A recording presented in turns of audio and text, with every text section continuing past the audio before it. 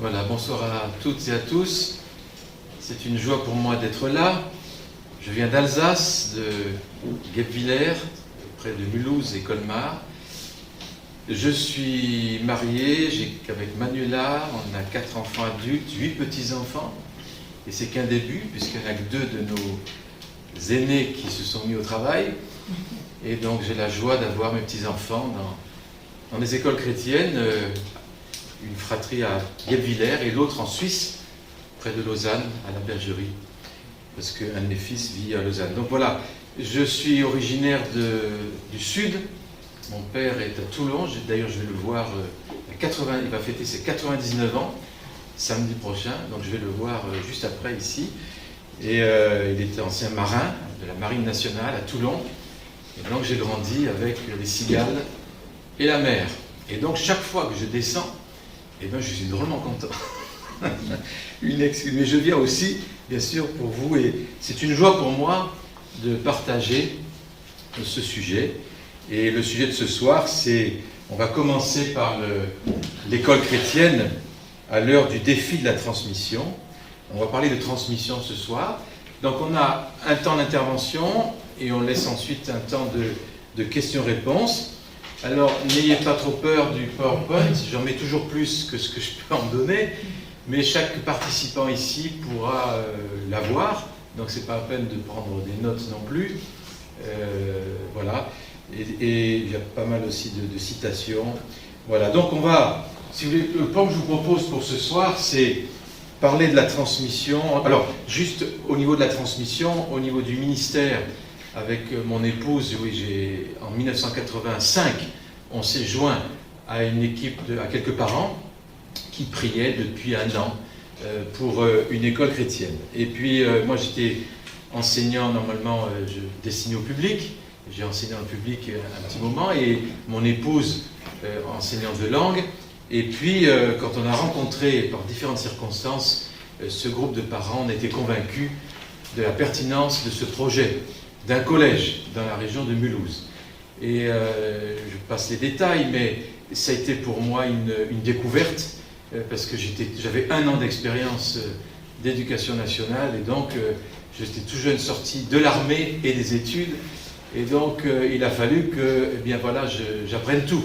Donc j'ai fait toutes les erreurs possibles, pédagogiques, à tous les niveaux, mais on s'est accroché, et ce collège, le collège Daniel, on pensait être les seuls en France, et c'est là qu'un jour, il y a une voiture avec plein de bambins qui arrive d'Aix-en-Provence. C'était Robert Newton, avec tous ses enfants, qui arrive en Alsace, et donc on avait la joie de savoir qu'il y avait une école à Aix-en-Provence. On n'était pas tout seul. Et je me rappelle toujours ce moment mémorable, et c'est pour ça qu'Aix-en-Provence, c'est cher à mon cœur, parce qu'il y a aussi une source ici en France, hein, pour l'éducation chrétienne. Donc voilà, donc on a fondé cet établissement avec quelques parents, une équipe d'enseignants, et puis ça a grandi, collège, ensuite tout le primaire, maternelle, primaire, ensuite le lycée, déménagement à Guebwiller, et puis surtout dans mon cœur, dès le début, il y avait cette passion pour transmettre la vision que Dieu nous donnait par rapport à ça, qui n'avait rien à voir avec un protectionnisme, un enfermement, la peur du méchant monde, rien à voir avec tout ça. Et donc on a voulu partager, et c'est ce que j'ai fait. Et ça fait des écoles, 10, 15, 18. Maintenant il y a 42 établissements en France. C'est petit, hein, c'est une petite vague, disons, rien à voir avec les grands temps de la Réforme et même du 19e siècle, avec un redémarrage des écoles. Mais c'est quand même, je crois qu'il y a vraiment une vision qui correspond au cœur de Dieu. Et donc, voilà. Donc moi, si vous voulez, ma passion, maintenant je m'occupe du réseau. Je suis pasteur d'une église locale, mais je m'occupe de ce réseau des écoles, et le réseau Mathurin-Cordier. Et donc pour accompagner, fédérer, représenter. Et cette représentation, elle va jusqu'à la création, il y a quelques mois, de l'Alliance pour l'éducation chrétienne, l'Alliance européenne, à Bruxelles, où c'est un lobby pour tous les pays européens, tous les chrétiens des pays européens qui sont dans le monde protestant évangélique et qui sont acteurs de l'éducation, défendre nos libertés, défendre le choix de l'école, défendre ça au plus haut niveau. Et donc voilà, ça fait partie de ce travail du réseau. Donc la transmission, vous voyez, quelques enjeux. La crise de transmission, qu'est-ce que c'est? Pourquoi on parle de crise? Et les racines de cette crise, je crois que c'est vraiment important à les comprendre, parce qu'elle n'est pas finie. Je trouve même qu'au sein de l'Église, il y a cette crise aussi de transmission, n'est pas indemne. Ensuite, quelques éclairages bibliques sur la transmission, quelques contenus essentiels, c'est un survol, hein, et puis quelques pistes de comment transmettre, juste pour donner envie, donner soif et peut-être susciter quelques questions. Donc voilà, la transmission, les enjeux. Alors on fait face aujourd'hui à des crises multiples, on le sait, hein. Il y a des crises de sens, perte de finalité, de vue des finalités, en particulier dans l'éducation. Et puis, crise d'identité, brouillage sans précédent, hein, des genres, de l'identité, donc des pertes de repères au niveau anthropologique, et ça a des répercussions immédiates, bien évidemment, sur l'éducation. Crise des représentations, ou crise philosophique, c'est-à-dire représentation du monde, c'est-à-dire les visions du monde, les façons de voir le monde, des philosophies, on pourrait dire. Et puis alors là, tout s'entrechoque, les matérialismes, tous les ismes, les rationalismes, les dualismes de toutes sortes, les économismes, l'humanisme athée, le scientisme, laïcisme, étatisme, le wokisme. On pourra rajouter tous les ismes possibles qui sont des grilles d'interprétation du monde, bien éloignées, malheureusement, de celles que la parole de Dieu nous montre. Donc ces crises, si vous voulez, on pourrait se lamenter, mais en même temps, c'est des opportunités extraordinaires. Ces crises sont des opportunités pour l'Église, pour être sel et lumière, comme on l'a vu, et pour prendre au sérieux les mandats que Dieu nous a donnés, dont le premier, c'est le mandat culturel de Genèse, s'occuper de la culture. Comment voulez-vous accomplir un mandat culturel qui soit digne de ce nom, si on ne s'occupe pas de culture et de transmission de culture? Où se transmet la culture? Où se transmet la pensée? Dans les écoles et dans les universités. Et puis le mandat missionnaire, qui comprend le mandat culturel, Matthieu 28, faites des nations des disciples, enseignez-leur. Je dis souvent, si ce n'est pas l'Église qui enseigne les nations, ce sont les nations qui enseignent l'Église. Et le ministère d'enseignement dépasse bien évidemment largement l'enseignement biblique, puisque nous croyons que la Bible touche à tous les domaines de la vie et de la société. Donc ces deux mandats, ne peuvent se réaliser pleinement sans investir à nouveau ce champ de l'enseignement, afin qu'il soit porteur de sens. Je rappelle qu'en français, un enseignant, c'est un porteur d'enseigne, c'est un porteur de sens. Et donc il est temps de revenir à donner du sens, justement. Et puis, il est temps de s'investir à nouveau dans ce champ de l'enseignement, parce que l'Église, en particulier, l'Église depuis l'origine, mais l'Église protestante aussi en particulier depuis la Réforme, c'est toujours occupée d'éducation, mais a abandonné ce champ depuis plus d'un siècle en se contentant, en contenant la transmission souvent, une transmission au niveau de la famille quand elle existe, transmission théologique, et en oubliant aussi que la formation théologique, qui reste fondamentale, essentielle, mais reste insuffisante si l'étude de la théologie ne nourrit pas, n'éclaire pas tout le champ de la connaissance. Et ça, là, il y a un grand travail à faire. Donc on a abandonné l'enseignement des autres champs de la connaissance et de la culture en raison d'une fausse croyance. Il y en a plusieurs. Il y a le mythe de la neutralité. Les maths, c'est les maths. L'histoire, c'est l'histoire. La géo, c'est la géo. Le mythe de la neutralité. Et puis nous avons cru que Dieu ne s'intéressait parfois pas aux sciences et aux lettres. Et je me rappelle quand on avait ce projet avec ses parents de démarrer le collège Daniel, j'ai dit, mais quel nom pourrait-on trouver à cet établissement? Et bien sûr, dans Daniel 1,17, Dieu qui donne la sagesse dans les lettres et dans les sciences à Daniel. Alors j'ai trouvé pertinent d'appeler Daniel. Et dans la vision, c'est une vision d'un Daniel qui bénit sa société, qui sort de sa synagogue où il a été formé probablement pendant longtemps pour toucher le monde. Et c'est ça le but de ces écoles. Donc on a cru que Dieu ne s'intéressait pas aux sciences et aux lettres. C'est le dualisme très fort dans le milieu évangélique, plus fort que chez les catholiques. Le fondement des écoles catholiques, c'est l'encyclique d'un pape qui dit il faut des écoles catholiques puisque le Christ nous a dit d'enseigner les nations, Matthieu 28. Et donc à cause de ça, il faut des écoles qui correspondent à ce message de l'Évangile. Et nous, protestants évangéliques, le fondement, on a du mal à le trouver. Et donc, on sent qu'il y a vraiment une crise dans la transmission, et on a cru que Dieu ne s'intéressait pas à beaucoup de domaines. On a concentré nos efforts sur le culte, ce qui est l'essentiel, mais si ça ne déborde pas sur la culture, eh bien, on est pauvre. Hein. Et donc, en reprenant les paroles de Martin Luther King, on est devenus des suiveurs de culture, au lieu d'être des initiateurs de culture, des thermomètres qui enregistrent l'opinion de la majorité, la température, et au lieu d'être ces thermostats qui sont appelés à réguler. Donc on a abandonné grande partie de la transmission d'une culture qui reflète le culte chrétien, et on a abandonné à d'autres la formation de l'intelligence, en nous réservant la formation de la foi, et victime d'une philosophie dualiste qui empêche encore, je pense, l'Église de prendre toutes ses responsabilités avec les familles en matière d'éducation et de transmission. Alors, j'aime bien un philosophe, Étienne Gilson, c'est un spécialiste de la philosophie médiévale, enseignant à la Sorbonne, nous sommes au XXe siècle, et il disait ceci: « Il y a toujours parmi nous des âmes désireuses de fuir le monde, mais il n'est pas sûr que le monde leur permette toujours de le fuir, car non seulement le monde s'affirme, mais il ne veut pas admettre qu'on le renonce. C'est la plus cruelle injure qu'on lui puisse infliger. Or, l'usage chrétien de l'intelligence est une injure de même sorte, et peut-être de toutes celles qui le blessent le plus profondément. Car mieux il se rend compte que l'intelligence est ce qu'il y a de plus haut en l'homme, plus il convoite de s'en assurer exclusivement l'hommage et de se l'asservir.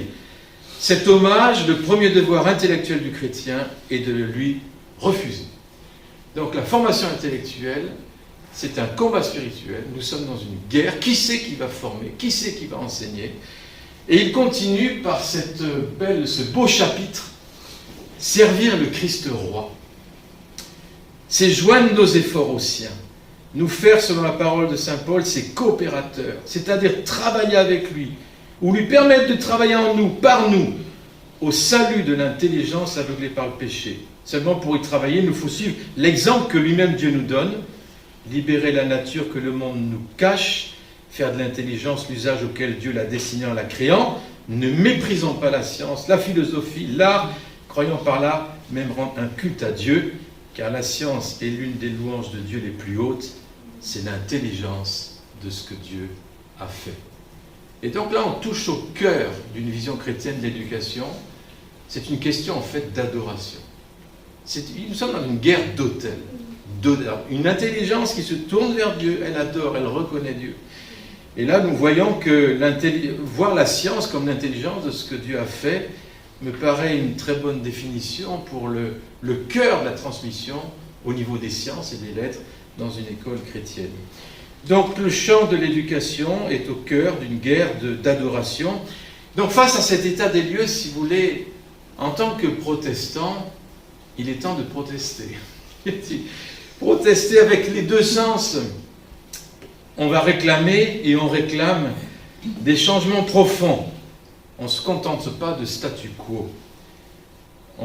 Tout ce qui est asservissement à toute idéologie asservissante, à toute manipulation. Et on refuse de suivre les flux et les reflux des courants philosophiques. Ma première formation, c'était la philosophie. Et je me suis converti à la fin des études.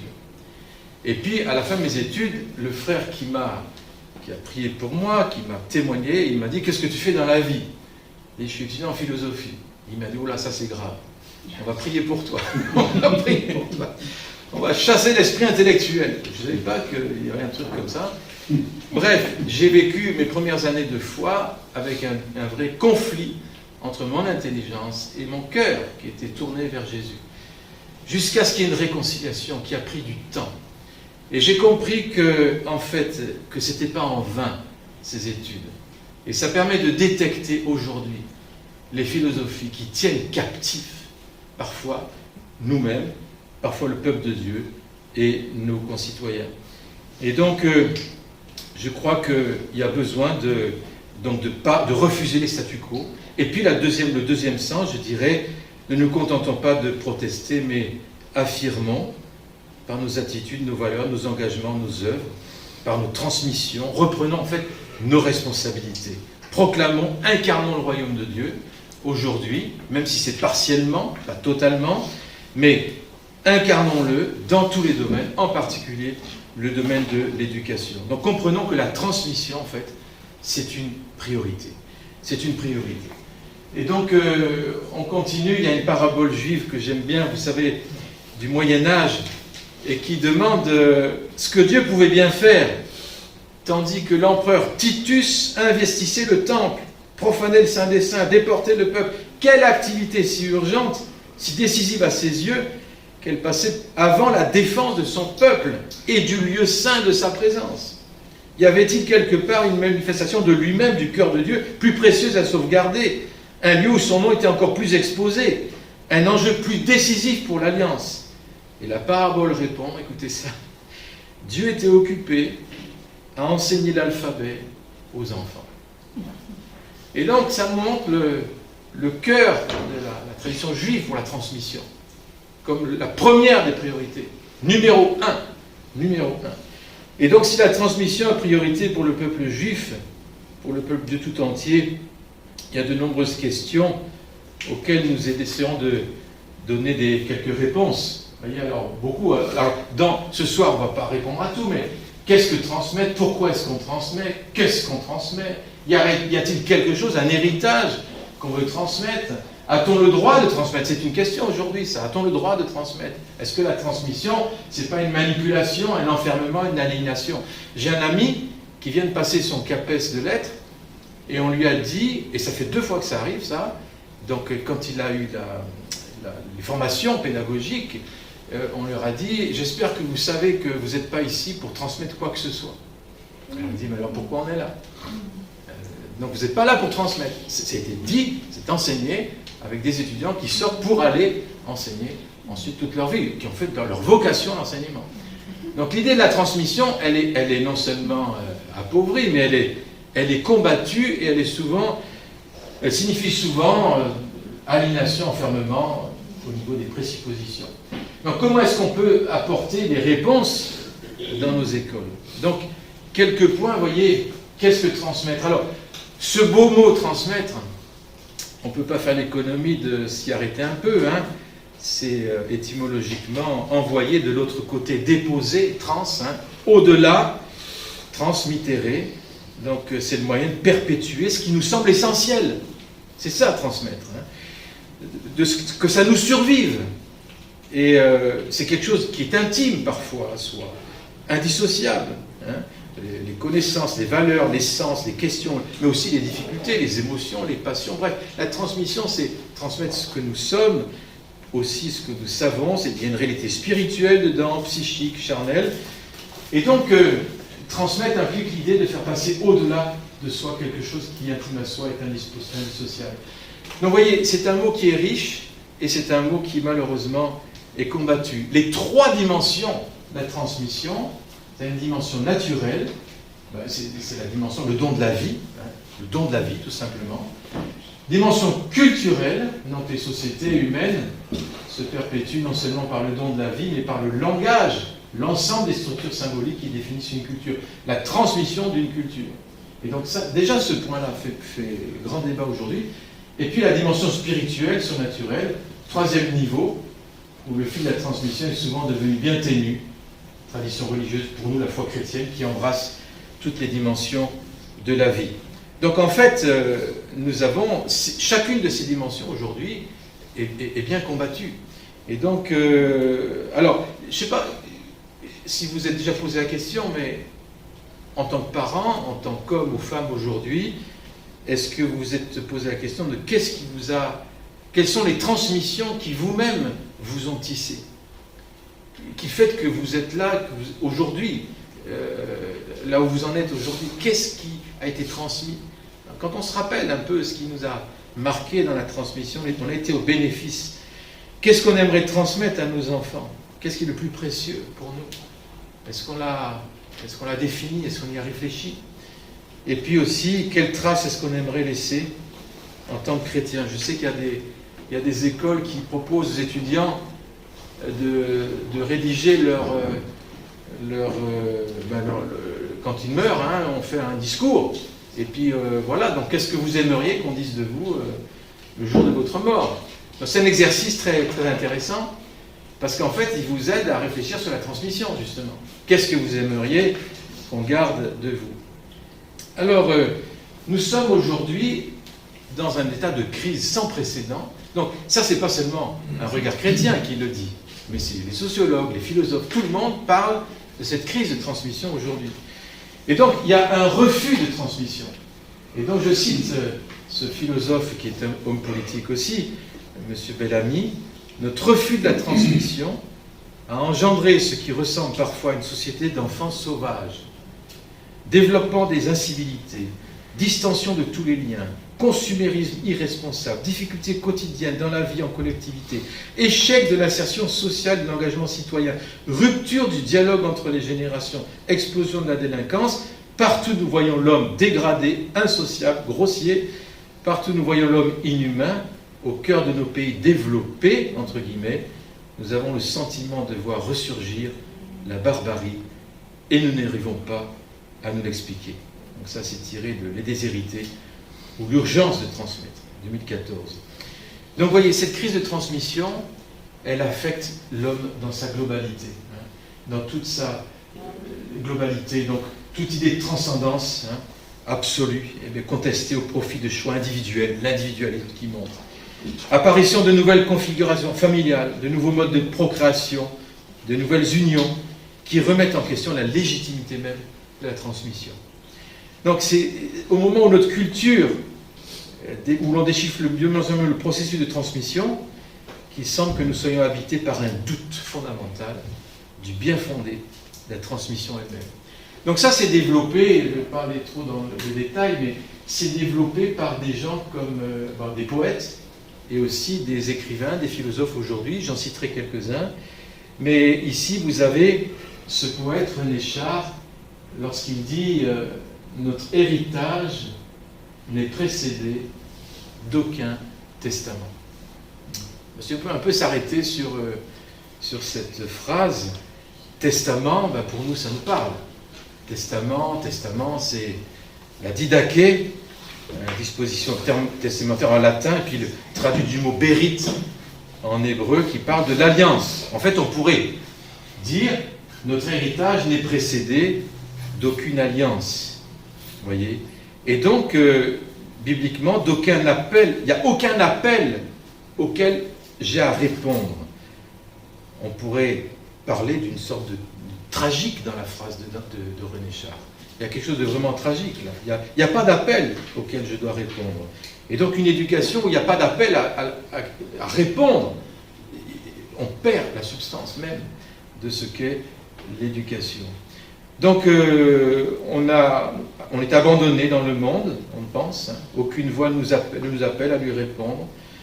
Et puis, donc cette alliance, cette parole de l'alliance, c'est une parole qui doit retrouver au cœur du processus d'éducation.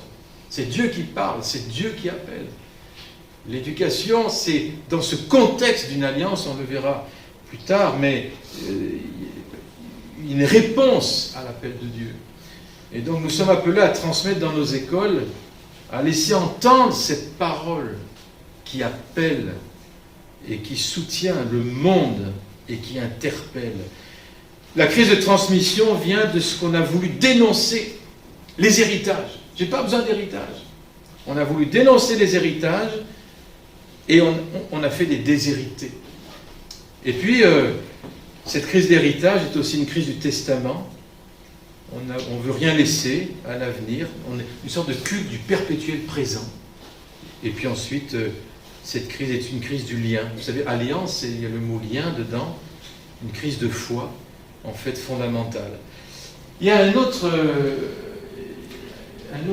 monsieur Brogémel, je ne sais pas si vous avez entendu parler, il était professeur à Strasbourg, professeur de théologie, pendant des années, philosophe, théologien, réformé, et il a écrit dans la revue Métaphysique de Montréal, il a un article intéressant qui parle de la relation maître-disciple. Et il dit, mais qu'est-ce qu'il en est de cette relation aujourd'hui, maître-disciple? Et il montre que la relation maître-disciple n'est plus, à l'heure actuelle, un type de relation interpersonnelle qui attire l'attention. Et voilà, donc je vous laisse lire, on va peut-être pas tout lire, il est aisé de comprendre pourquoi. Le maître, c'est celui qui dispose d'une certaine autorité pour former, éduquer, au besoin redresser le disciple. Il y a donc une parenté évidente entre le père et le maître. Or, notre époque est résolument hostile à tout paternalisme. Non seulement parce qu'elle se veut une société fraternelle d'adultes, et qu'elle a une vive conscience, peut-être même une conscience trop vive du fait que l'homme n'atteint à son authenticité personnelle qu'en accomplissant le fameux meurtre du père. Bref, on est dans une société qui veut des frères, mais qui ne veut pas de père. Or, s'il y a des frères, c'est qu'il y a un père. Mais ce père, on ne le veut pas. Donc on est dans une société où la fraternité, donc la dimension d'horizontalité, et surtout maintenant avec l'IA, avec l'Internet, etc., l'accès à la connaissance n'a pas besoin, pense-t-on, de maître. Mais là, c'est le problème, on ne recherche pas la sagesse, parce que la sagesse vient de maître. Et elle ne vient pas de l'IA, elle ne vient pas d'Internet, elle vient d'une relation maître-disciple. Il y a besoin de réfléchir à nouveau à cette relation maître-disciple, qui n'est pas un paternalisme dans le sens qui empêcherait de croître, mais qui est justement la figure du père centrale et de la mère centrale dans le processus d'éducation. Donc et puis alors, il continue, il dit la relation maître-disciple, comme la relation père-fils, n'ont de stabilité de force que dans une société qui est consciente de la continuité de l'histoire, voyez, qui cherche son appui dans la permanence d'une tradition. Or, ces deux types de relations, que nous pouvons dissocier, deviennent les véhicules de la tradition, le lieu de passage de la tradition. Donc, il y a une sorte de... Le mépris de la tradition fait que... La conscience historique fait que, au fait, la transmission, eh bien, elle est mise à mal. Voilà un peu... Alors, je ne vais pas m'attarder trop dessus, mais si vous voulez en savoir plus, je pense qu'il y a vraiment une réflexion intéressante sur ce refus de la relation maître-disciple aujourd'hui. Et donc là, on est au cœur d'un problème d'éducation, tout simplement. Tout simplement. Et donc, ensuite, je dirais que toutes ces raisons font que notre génération est prise si souvent, sans angoisse apparente, mais pourquoi angoisse quand même, le sentiment d'être sans maître, en tout cas, le sentiment d'être sans père. Et donc, on éprouve peu le besoin d'une sagesse, parce qu'on ne sait même pas ce que c'est. Donc, vous voyez, voilà un peu le point. Alors, cette dame, Madame Chalier, a écrit un livre très intéressant qui s'appelle « De transmission en transmission ». C'est une philosophe juive, aujourd'hui, qui enseigne à la Sorbonne, je crois. Et donc, elle a développé cette réflexion, qu'est-ce qui se passe dans notre pays? Qu'est-ce qui se passe? Pourquoi on en est là? Et donc, je vous invite à voir quelques citations, mais je pense que là, elle a vraiment saisi le problème de cette crise. Et voilà ce qu'elle dit. Il y a une crise des actes de transmission dans les sociétés occidentales contemporaines qui préfèrent à la suite de Descartes la mise au doute de tout ce qui est transmis, plutôt que de se mettre à l'école d'un maître et à l'écoute de traditions.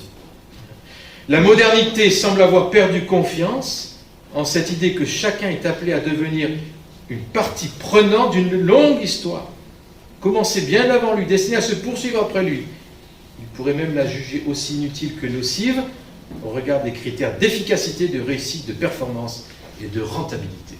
Donc là, on est en plein dedans, et je pense qu'on le verra tout à l'heure, mais il y a la réponse d'école chrétienne, c'est une réponse à cette crise, c'est pas la seule, mais c'est une réponse qui peut avoir toute sa pertinence quand on sait qu'on peut enseigner l'histoire, par exemple, non pas comme une succession de faits seulement, mais comme l'histoire de Dieu qui nous a voulu à cette époque, qui nous rattache à une longue tradition, à une histoire de l'Église, qui fait que, eh bien, l'enfant se comprend à ce moment-là, dans un cours d'histoire qui donne les mêmes faits que les faits d'un programme officiel, mais il se sent partenaire, appartenant à une tradition, à une histoire qui donne sens à ce qu'il fait, et probablement qui va être un ferment pour sa vocation.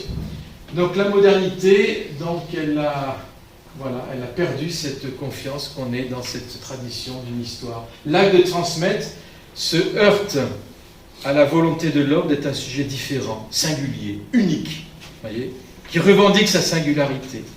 L'homme veut organiser sa propre vie, organiser sa loi particulière, en niant qu'il s'inscrit dans une histoire individuelle collective. C'est le principe de l'autonomie, qui est une bonne chose, mais l'autonomos, c'est une loi pour soi-même, fondamentalement.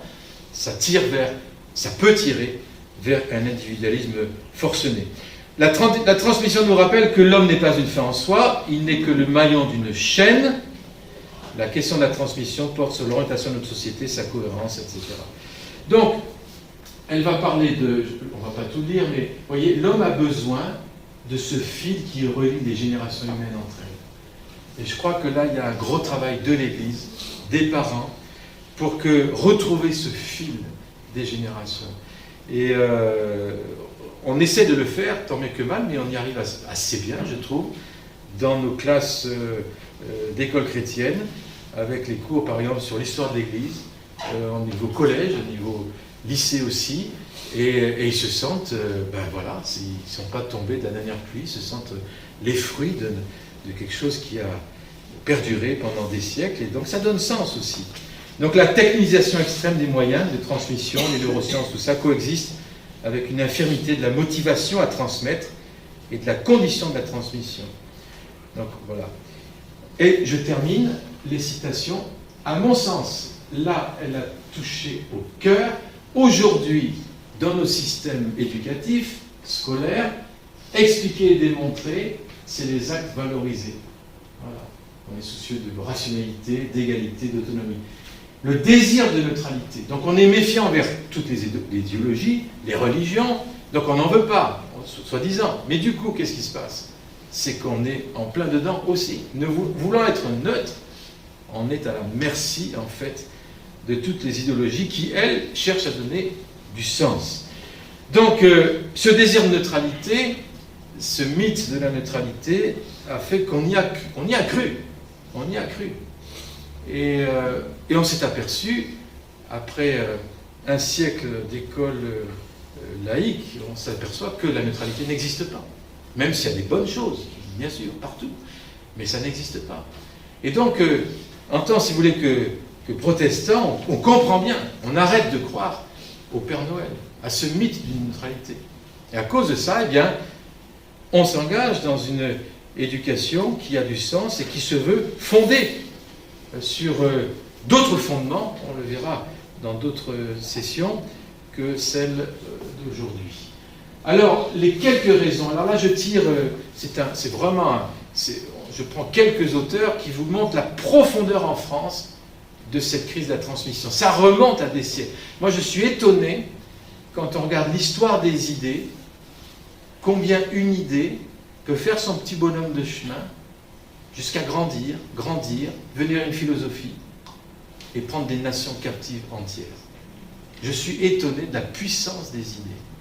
Vous savez que les idées, c'est la même racine que icon, c'est-à-dire idole. Les idées, ça peut être des idoles. Et donc, les systèmes éducatifs sont souvent des systèmes idéologiques qui reposent sur des idées. Mais ces idées, est-ce qu'elles sont... C'est des idoles ou ce sont des idées qui viennent du cœur de Dieu? Je crois que Dieu est un Dieu qui est bon et qui veut nous donner ses idées, ses pensées. Voyez? Et la formation de la pensée ne peut se faire sans cette relation et cette coopération avec le Christ. Alors, le premier en France qui a mis un peu le bazar, je dirais, c'est Descartes. Et alors, voilà, j'apprenais à ne rien croire trop fermement. Donc ça s'apprend, voyez. Donc, revenons à cette lumière naturelle de la raison, libérons-la de tout ce qui nous a été imposé par l'école, de tout ce qui nous a été transmis. Et donc, l'individu, eh bien, il est l'unique auteur de son savoir. Et ça, nous avons ici des racines très profondes du constructivisme. Donc, le seul savoir authentique est celui que l'individu construit par lui-même. Je. Ensuite, on apprend à douter. Alors, ça, non, je reste sur Descartes. On apprend à douter plutôt qu'à croire. Donc, l'enseignant, le bon éducateur, ne saurait imposer aucun contenu de connaissance, mais il devrait lui enseigner le travail du doute. Vous savez, un peu schématiquement, dans les dissertations, en terminale, on apprend la thèse et immédiatement l'antithèse. Après, tu fais la synthèse. Alors, normalement, la synthèse, c'est un dépassement. Mais très souvent, c'est un mélange des deux, et ça fait une sacrée soupe. Mais on est habitué, dès qu'on a une thèse, à voir l'antithèse. C'est de la formation de la pensée en France. Donc ça remonte loin, vous voyez. Donc je crois qu'on a une intelligence blessée dans notre pays. Une intelligence blessée. Comme l'âme peut être blessée, comme le cœur peut être blessé, l'intelligence peut être blessée. Une éducation chrétienne veut contribuer aussi à une guérison de cette intelligence. Et donc là, nous avons apprendre à ne plus douter. Alors bien sûr, l'esprit critique, notre pédagogie appelle l'esprit critique, ça vient partout. Mais pour avoir l'esprit critique, il faut être fondé. Il faut être fondé sur une vision, sur une parole, sur une vérité, pour pouvoir avoir un esprit critique. On a un esprit critique à partir de quelque chose. Et donc c'est là que souvent, ça flotte. Et donc apprendre à douter plutôt qu'à croire, se méfier plutôt qu'adhérer, à détruire pour devenir l'auteur de sa propre construction, plutôt qu'à conserver ce que les autres ont bâti avant nous. Voilà un peu ce qui reste, cet héritage. Et puis l'individu connaissant, il est tout seul. Et même dans l'apôtre Paul, vous avez cette phrase qui dit, par exemple, « Nous avons la pensée de Christ ». La pensée de Christ, ce n'est pas nous tout seuls, c'est nous. Et donc là, avec Descartes, c'est je, c'est moi, pas besoin des autres. Donc c'est un individualisme au niveau de la construction de la pensée. Et alors, bienheureux ceux qui ne sont jamais allés à l'école, parce que leur jugement n'a pas été faussé. Ça, c'est Descartes. Donc voilà, c'est la crise du doute qui a transformé la méthode. Alors enfin, une fois que j'ai passé cette crise, alors il dit, je peux arriver à des savoirs certains. Mais donc la transmission, vous voyez, déjà là, c'est suspect. C'est suspect. Donc, et puis alors, l'autre qui va mettre une couche, c'est Rousseau, vous savez bien. Alors, il a eu le mérite de s'intéresser à l'enfant, à une époque où les gens ne s'en intéressaient pas. Et c'est son ouvrage L'Émile. Vous connaissez l'anecdote. Il a écrit ce traité d'éducation, mais pour l'écrire bien tranquillement, ça m'a toujours étonné. Pour bien l'écrire tranquillement, il a mis ses enfants à l'orphelinat. Comme ça, il pouvait bien écrire sans être dérangé. Un traité d'éducation. C'est ce que je disais souvent à mes élèves en philosophie, je dis, ne vous laissez pas impressionner par les philosophes. Regardez un peu aussi leur vécu. Là. Regardez, c'est pas des exemples, toujours. Il y a des incohérences fondamentales. Donc voilà, donc Rousseau, lui, ça va être le progrès de la civilisation a rendu l'homme à la fois mauvais, malheureux, et plus l'homme a perfectionné la culture, plus il s'est perdu en s'éloignant de la nature. Non, la culture était l'ennemi à battre. Ça nous déracine d'une nature originelle. Bienheureux ceux qui n'ont jamais appris, encore une fois, ceux qui ne sont jamais allés à l'école. Donc, le discours sur l'origine des inégalités, homme-femme, donc l'homme à l'état naturel ne dispose d'aucune technique. Cette pauvreté, c'est une grande richesse, car elle permet le développement de ses facultés naturelles. Alors, il ne connaît pas la maladie, bien sûr, l'homme à l'état naturel. Donc, notre société, en fait, elle prolonge cette analyse de Rousseau. Il considère que notre mal vient de la distance, que la folie de notre savoir a placé entre nous et l'équilibre naturel. La culture nous a dépouillés. Donc, encore méfiance par rapport à la culture. Il faut retourner à l'état de nature. Et alors j'ai mis le film L'Avatar, parce que c'est cette idée qui passe aujourd'hui encore. C'est-à-dire que la culture nous aliène. Il faut revenir à un état de nature. Je ne sais pas si vous avez vu ce film, moi j'ai bien aimé. Quand j'ai vu la philosophie derrière, j'ai dit waouh, nous avons du Rousseau remanié avec le 3D et toutes les choses très attrayantes. Voilà, alors son traité d'éducation, l'Émile, est-ce que ça va? Donc aucune œuvre n'a autant inspiré les traités d'éducation que l'Émile. C'est un programme, c'est un projet pédagogique, et c'est le refus absolu de toute transmission. De toute transmission. Alors, quelques citations. Il parle de l'Émile. Son précepteur rendra un immense service à Émile en ne lui transmettant jamais aucune connaissance, mais en le laissant construire par lui-même tout son savoir. Mieux vaut la pureté d'ignorance que l'aliénation de la transmission. Vous voyez, donc ça, nous Français, on est... Alors, il y en a qui disent que c'est un Suisse, ça dépend, hein. C'est notre héritage, en tout cas francophone.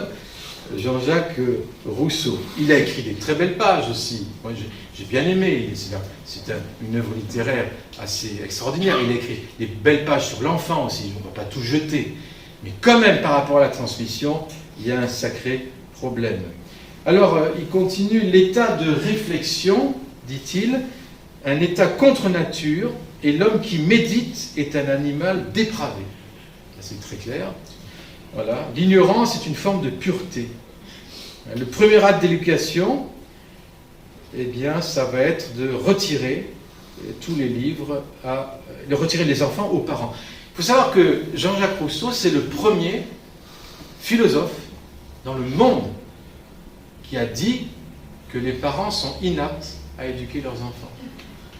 C'est à l'État de s'occuper de l'éducation, d'où le nom éducation nationale.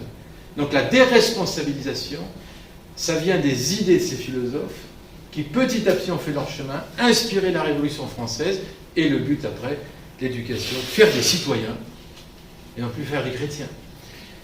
Donc voilà, ça, alors, le précepteur, vous voyez, il a « Ô toi qui vas conduire l'enfant », je cite, hein, « dans ces périlleux sentiers, et tirer devant ses yeux le rideau sacré de la nature, tremble, souviens-toi sans cesse que l'ignorance n'a jamais fait de mal, que l'erreur seule est funeste, et qu'on ne s'égare point parce qu'on ne sait pas, mais parce qu'on croit savoir. » Donc voilà, et puis refus de transmission, mieux pensant vers le langage, et puis vous voyez, je hais les livres. Le livre, c'est ce qui nous détourne du réel. Il ne faut surtout pas mettre de livres dans les mains des enfants. Et donc voilà, qu'ils apprennent en détail, mais pas dans les livres, mais dans les choses. Voilà. Je veux qu'Émile soit ni musicien, ni comédien, ni faiseur de livres.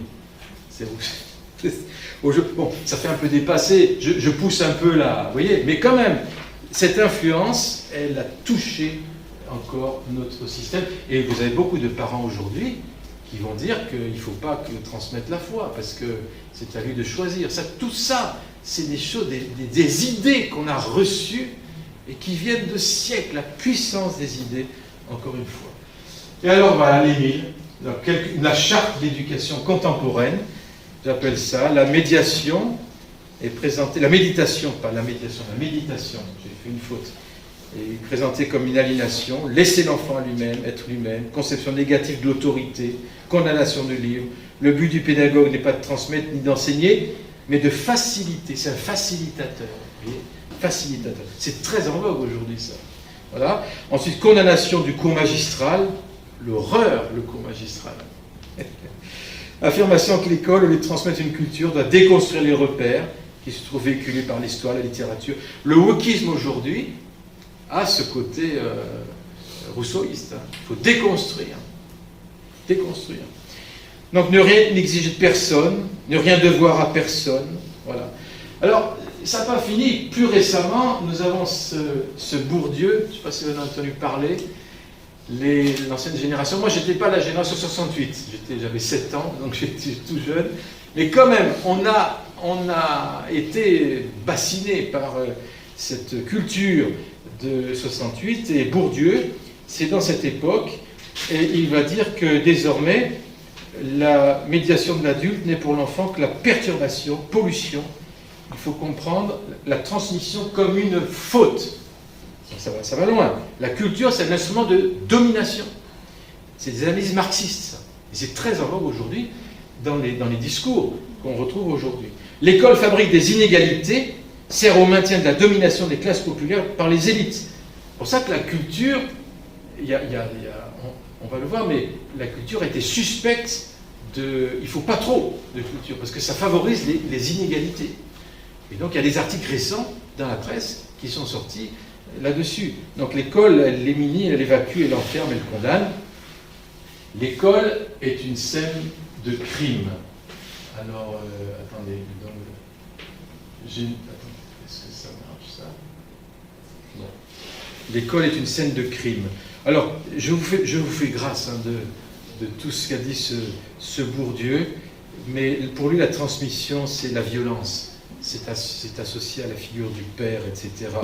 L'école est assimilée à la famille, l'église, l'hôpital psychiatrique, l'entreprise et l'armée. Et donc, on retrouve aujourd'hui ces idées, malheureusement. On les retrouve très fortement. Et donc, voilà, méfiance envers la culture. Donc, on a voulu dénoncer les héritages. Et puis, qu'est-ce qui s'est passé?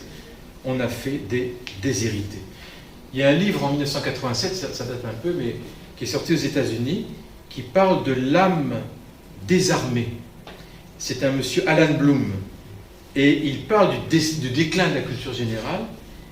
Et il dit qu'il défend l'idée que l'université américaine, et plus largement la culture occidentale, est en crise profonde. Les jeunes, l'âme des jeunes est devenue désarmée, privée des ressources intellectuelles, spirituelles, morales, que seule une vraie culture générale fondée sur les grands textes peut offrir. Donc là, il y a une dénonciation, ça fait un buzz, ce livre, et je crois qu'il y a encore d'actualité. Donc, vous voyez, il nous faut dénoncer ce dogme de l'indifférence. De l'indifférence. Nous préférons refuser de savoir, refuser de voir, de reconnaître qui nous précède, les héritages, afin de rester indéterminés, c'est-à-dire, soi-disant, libres. Et donc, c'est ce culte de la liberté qui fait qu'on pense que la transmission empêche la liberté. Les héritages nous empêcheraient d'être libres. Donc, l'uniformisation du monde exigée par la revendication d'une liberté. Le refus de distinction masculin-féminin, eh bien, ça constitue un obstacle à notre liberté d'indétermination. Donc, vous voyez, ça, nous sommes dans cette vague-là.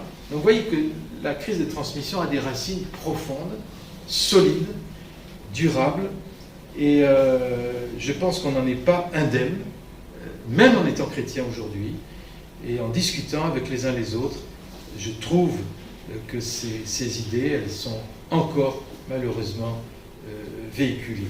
Voyez. Donc, on doit dénoncer la liberté de choix comme dogme.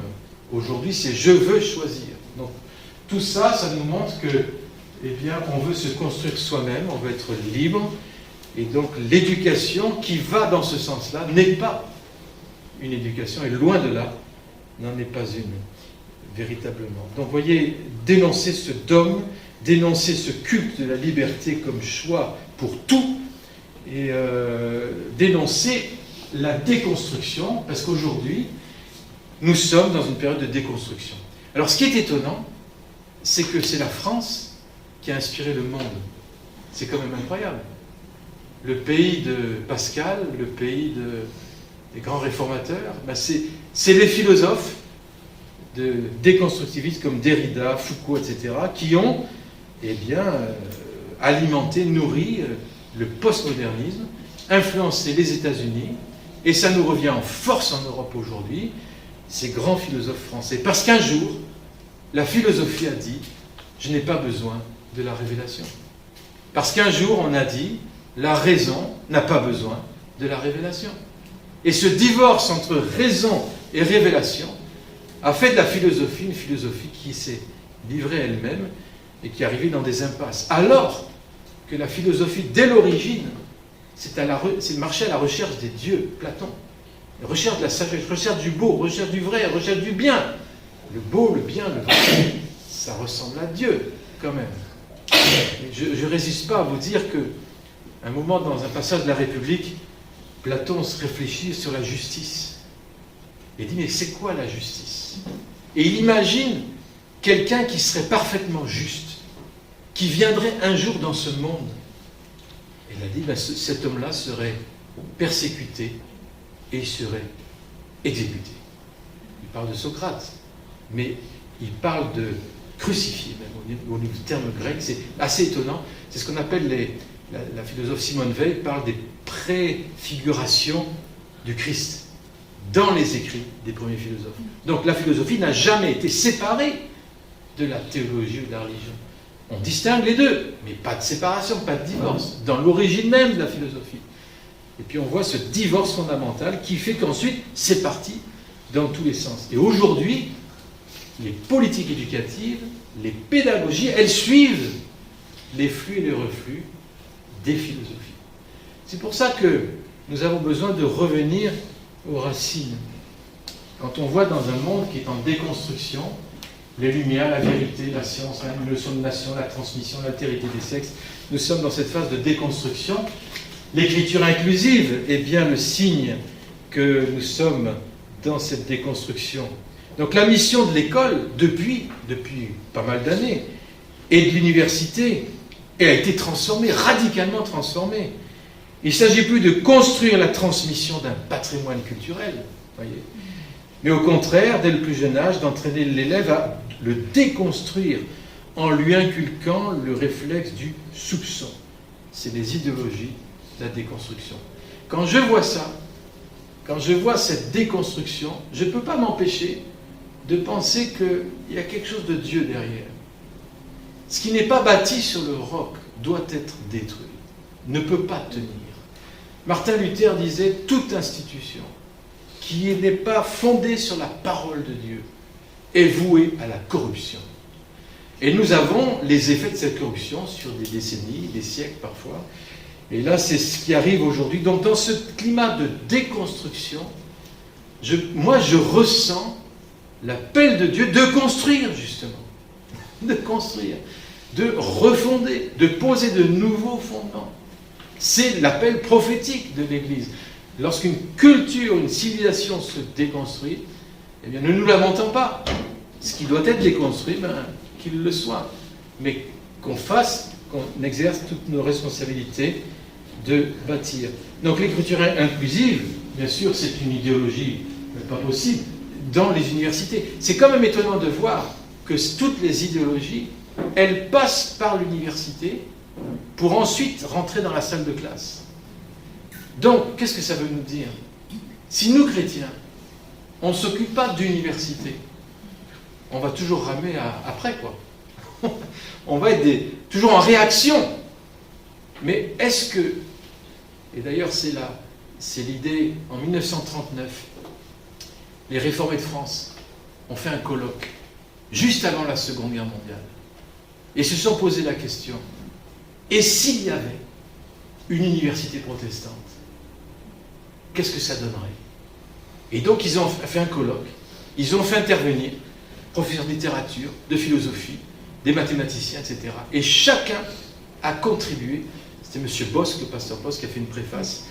Et quand j'ai eu ce papier dans les mains, en 1939, après il y a eu la guerre, après on n'en a plus parlé. Et moi j'aimerais poser la question, vu que ces idéologies passent par l'université, est-ce que ça ne serait pas le temps que la vérité passe par les universités aussi? Et donc là, quand on parle d'école aujourd'hui, dans la racine de l'école, dans la semence d'école chrétienne, à mon avis, il y a une semence d'université.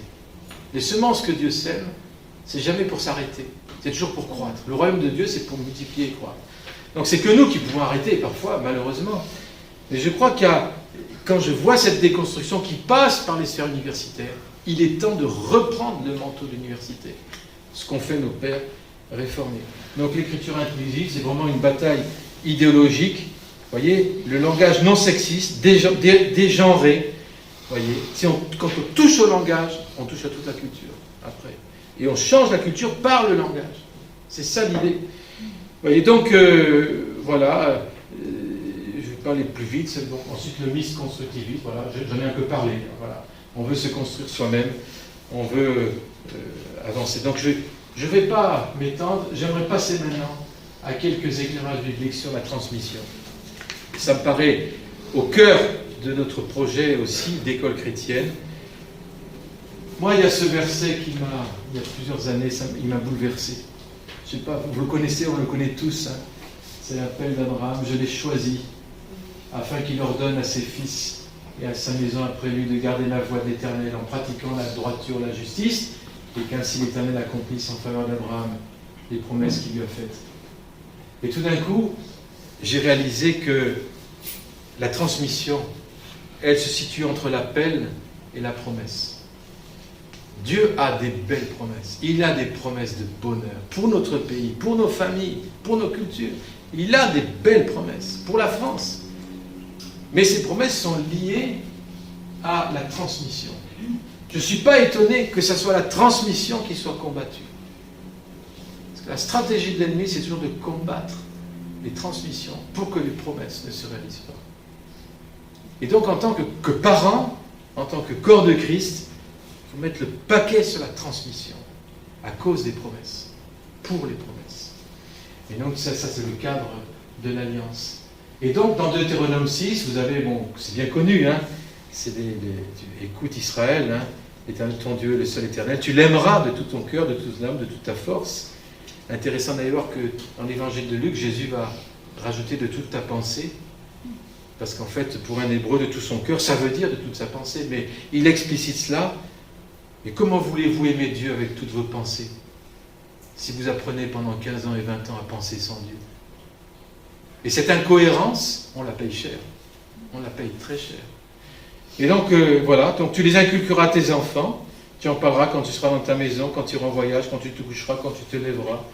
Tu les liras comme un signe sur tes mains, seront des frontons entre tes yeux, tu les écriras sur les poteaux de ta maison. Donc, on connaît ça. Et vous voyez, c'est tout le temps. Donc, cette parole de Dieu, elle est pour tous les domaines de la vie.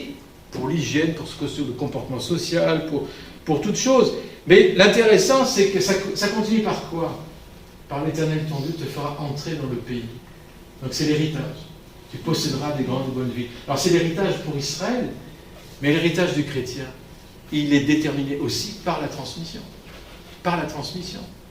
Et donc devant cette carence de transmission, aujourd'hui, il y a besoin de mettre l'accent dessus. C'est intéressant de voir que les sociétés missionnaires internationales, parlons pour l'Afrique en particulier, eh bien, qui avaient soutenu l'évangélisation classique, sont en train de soutenir les implantations d'écoles, parce qu'elles voient l'effet durable au niveau de l'évangélisation bien plus durable que l'évangélisation classique. Et les écoles, en Afrique francophone par exemple, 80%, c'est des chiffres, ce sont des élèves musulmans qui viennent dans les écoles chrétiennes. Donc on voit une stratégie pour toucher les nations qui n'a pas d'égal. Et donc des organismes comme Teach Beyond International, etc., ont changé de priorité et se mettent à s'occuper de l'école, parce qu'ils voient là comme une stratégie durable pour toucher le pays. C'est la transmission.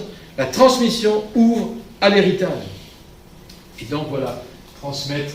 Donc en fait, l'héritage, il est devant nous. Mais si on veut l'héritage devant nous, il faut recevoir l'héritage. De la part de père, de père d'enseignant. Voilà. L'héritage, c'est une chance, ce n'est pas un fardeau. Paul Ricoeur disait, transmettre, ce n'est pas imposer, c'est rendre capable. Capable d'hériter. Capable de... Un héritier, ce n'est pas un enfant qui peut hériter. Dans l'Épître aux Galates, les enfants n'héritent pas, bien qu'ils soient héritiers. Mais l'héritage est confié à des fils, c'est-à-dire des gens qui sont mûrs. Et cette maturité, ça demande une éducation. Et vous vous rendez compte, quand on remarque que l'héritage que Dieu nous donne du chrétien, c'est l'héritage d'Abraham, et que l'héritage d'Abraham, c'est quoi? C'est le cosmos, c'est le monde, selon l'Épître aux Romains. Comment voulez-vous vous contenter d'une éducation si pauvre, avec une si pauvre vue de qu'est-ce que l'héritage, sans former à la responsabilisation? On ne forme pas des héritiers, mais on est appelé à former des héritiers des plus grands héritages possibles. C'est pour ça que la vision chrétienne de l'éducation a un tel niveau d'exigence et de grandeur, parce que l'héritage est tellement grand pour un enfant. Voyez. Donc voilà, la transmission. Voilà. Ensuite, la famille, cadre de la transmission. Alors, c'est l'alliance. Moi, je suis quand même étonné de voir dans Proverbe, mon fils, mon fils, mon fils. Cette relation, ce cœur à cœur. Donne-moi ton cœur. Ça se fait dans la relation. Et aujourd'hui, c'est aseptisé de tout ce qui est affection, de tout ce qui est relation, distance professionnelle. Distance professionnelle. Il faut arrêter avec ça. Ça ne marche pas. Quand on n'a pas le cœur des enfants, ils ne sont pas prêts à recevoir. Quand on a leur cœur, ils sont prêts à tout recevoir. Nous avons besoin de développer la relation. Et c'est la relation de père ici, c'est-à-dire le cœur du père quelque part, le cœur de mère. Parce que le but d'une éducation chrétienne, l'école chrétienne, c'est pas faire des savants en premier lieu. C'est de lever des fils et des filles qui utilisent bien sûr la connaissance que Dieu leur donne. Mais pour se lever et prendre la responsabilité dans ce monde. Voyez donc la famille, la transmission caractéristique de Dieu. Je suis le Dieu d'Abraham, le Dieu d'Isaac, le Dieu de Jacob. Donc on peut participer à cette vie qui vient de Dieu en la transmettant. Voilà, je vois que l'heure avance, je ne veux pas trop vous attabler. J'aimerais juste vous citer, alors la corde à 3 fils, combien de pasteurs l'ont utilisé pour les mariages, et c'est très bien. Mais quand on réalise que pour la tradition juive, les 3 générations, ça parle de 3 générations, et que cette corde, c'est 3 générations qui travaillent ensemble, c'est indestructible, c'est fort, c'est fort. Et moi je suis en train de travailler ça avec mes petits-enfants. Mais il y a quelque chose de puissant quand 3 générations sont ensemble. Et voilà, ça peut changer des nations, ça peut changer des cultures. Quand je vois des amis, moi je suis une génération, première génération de chrétiens dans ma famille, et quand je vois des collègues, ils ont leurs parents, leurs grands-parents dans le ministère et tout ça, il y a du lourd parfois. C'est pas toujours, mais souvent. Donc voilà, on a besoin de cette corde à 3 fils. Et Paul qui dit, rappelez-vous, Pierre qui dit devant le temple, au paralytique, voilà, j'ai pas d'argent, j'ai pas d'or, mais au nom de Jésus, lève-toi et marche. Il prend par la main. Et je crois que la transmission, ça commence par regarder. Ils se sont regardés. Le paralytique, on est paralysé par souvent les idéologies de ce monde, etc., qui nous empêchent de marcher en tant qu'hommes sur cette terre. Et Dieu nous dit, ben voilà, lève-toi. Et le lève-toi, ça nous parle d'un mot français qu'on connaît tous. C'est des élèves.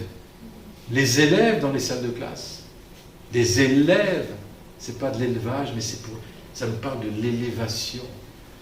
Nous avons à former des élèves, c'est-à-dire à les élever. On prend par la main, lève-toi et marche. Sors de tout ce qui t'empêtre au niveau des visions tordues de qu'est-ce que l'homme, de qu'est-ce que ce monde, de qu'est-ce que la destinée, de quel est le sens de la vie.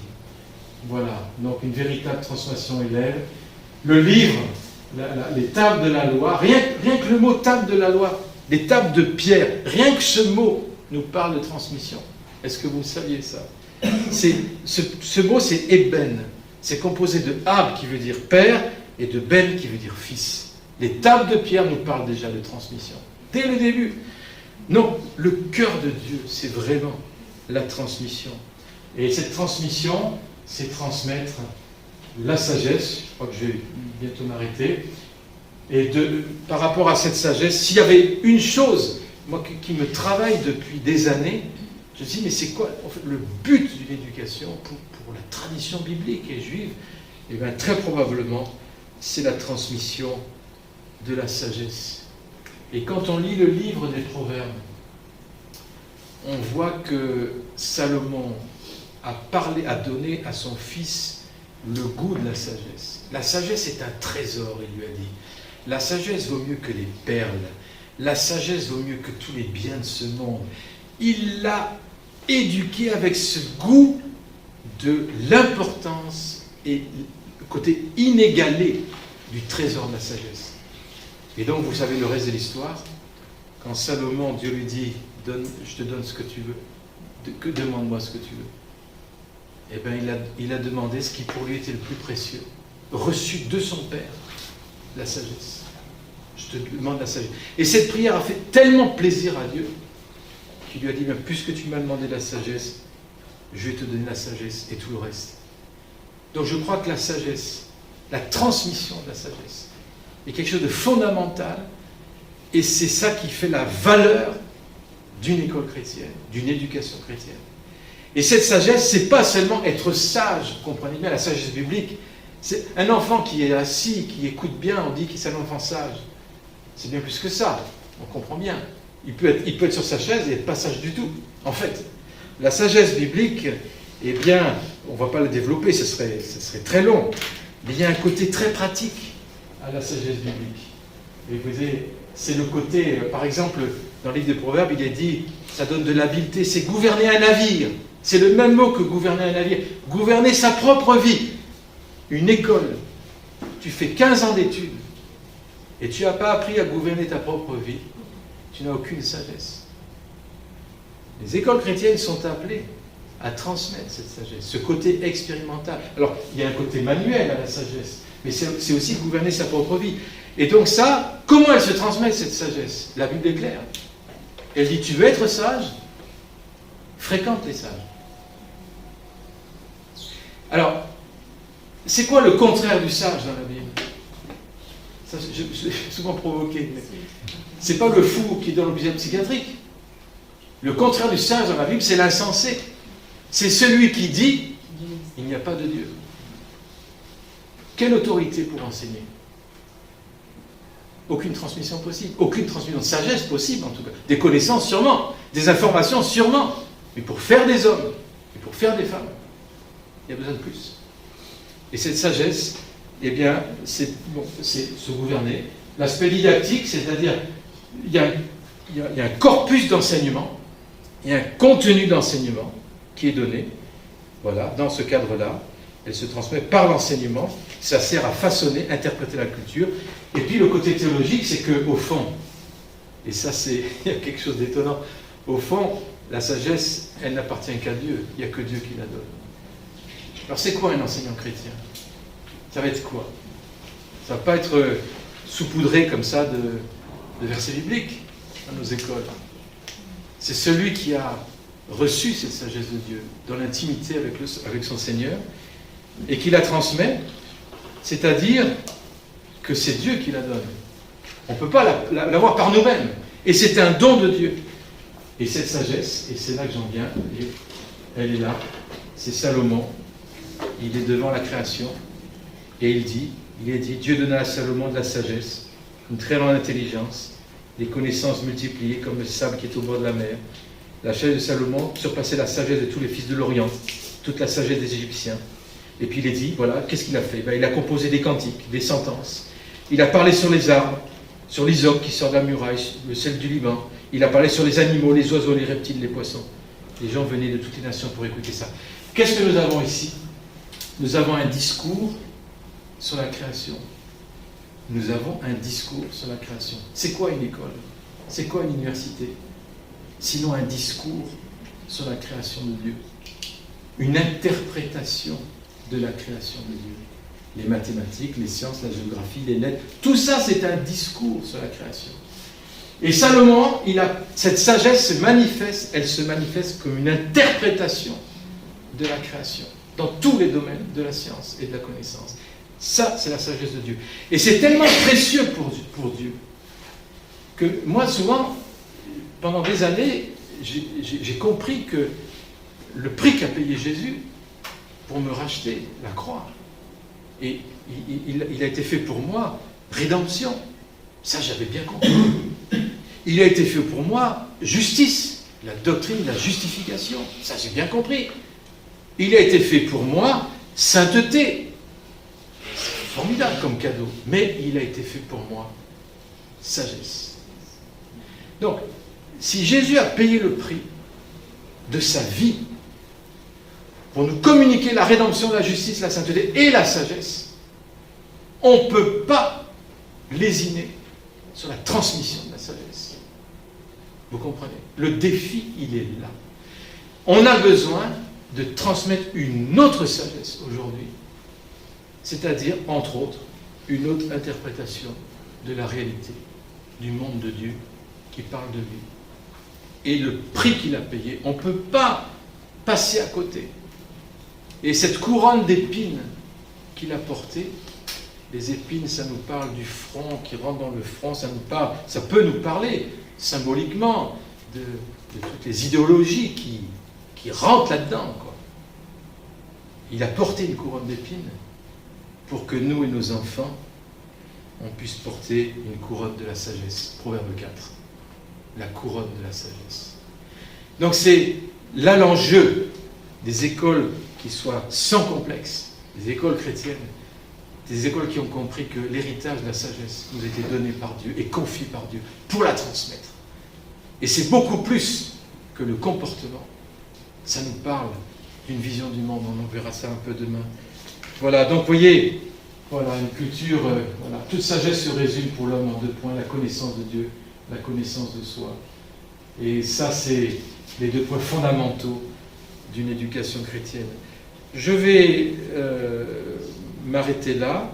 J'aimerais juste vous dire que j'aurais aimé, ce que je n'ai pas abordé, c'est pourquoi on s'appelle le réseau Mathurin-Cordier. C'est à cause de la transmission, justement. C'est qu'un jour, j'ai réalisé qu'il n'y aurait pas eu de Jean Calvin sans Mathurin-Cordier. Ce professeur de la Sorbonne qui a perdu son travail à cause de sa foi et qui s'est demandé « mais qu'est-ce que je vais faire maintenant ?» Et il a eu sur le cœur de s'occuper des plus jeunes, des débutants en latin. Alors il est descendu de la chaire universitaire, il s'est abaissé jusqu'aux enfants, aux plus jeunes, aux ados, probablement. Et dans sa classe, il a eu un petit garçon qui s'appelait Jean Calvin. Et Jean Calvin lui a dit plus tard, ce que j'ai été, c'est à vous que je le dois, en grande partie, mon cher maître d'école. Et donc cette transmission a levé un réformateur. Je suis convaincu qu'en France, il y a beaucoup d'enfants et de jeunes qui sont appelés à être des réformateurs.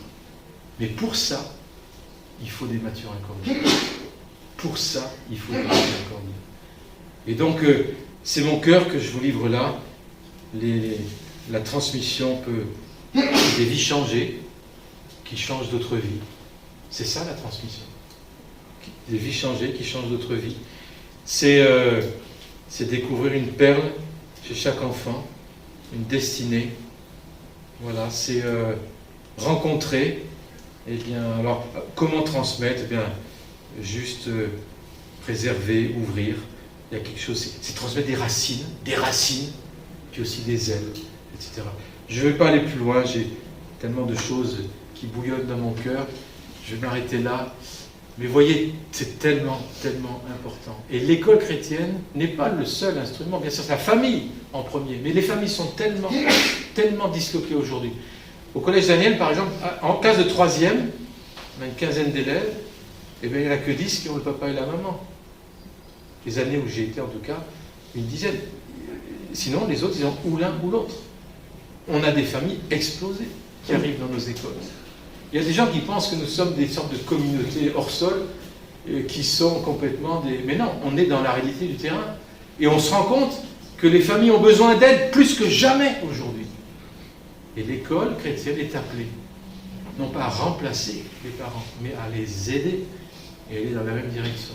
C'est pour ça que aujourd'hui, nous relevons ce grand défi de la transmission. C'est qu'un début, mais j'espère que je vous ai donné un peu l'enjeu de l'importance de ce combat de la transmission. Voilà. Alors bien sûr, le livre, transmettre par le livre. Le livre, la racine, c'est le livre qui libère, libéré par le livre. Libérer, c'est la même racine. Et donc, alors que Rousseau disait pas de livre, nous disons si de livre. Il en faut. Voilà.